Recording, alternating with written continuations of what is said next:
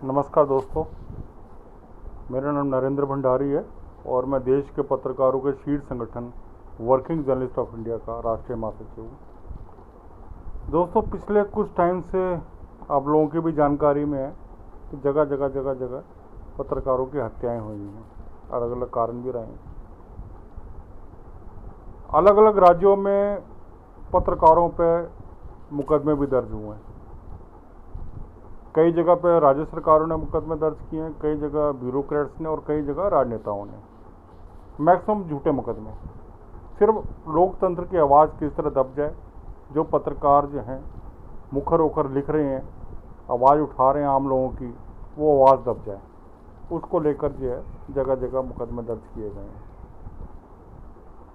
दोस्तों, इसके अलावा मेरा एक अंदाज़ा है कि देश भर में रोज़ाना 8 से 10 शिकायतें पत्रकार अपने स्थानीय थानों में जमा कराते हैं, दर्ज कराते हैं, शिकायतें दे के आते हैं, लेकिन उन पर राज्य सरकारें और उनके अधीन जो भी पुलिस थाने हैं या अधिकारी हैं उस पर कोई अमल नहीं करते हैं। वो शिकायतें जो है रद्दी के टुकड़ा बन जाती है, रद्दी की टोकरी में चली जाती हैं।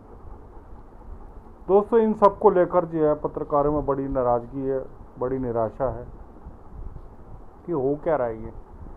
दोस्तों, मैं बार बार एक चीज़ को कहता हूँ कि देश में अगर लोकतंत्र को सुरक्षित रखना है तो मीडिया को मजबूत करना ही पड़ेगा।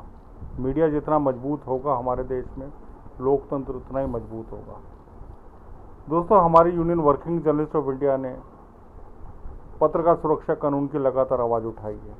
लगातार हम लोग जो है काफ़ी समय से आवाज़ उठा रहे हैं। आज 28 अगस्त से दोस्तों हम एक अभियान शुरू कर रहे हैं।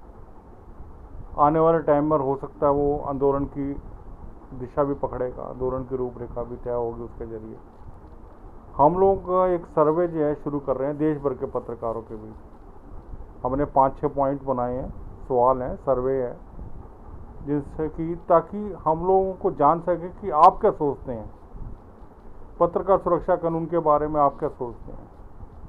क्या ये बनना चाहिए या नहीं बनना चाहिए?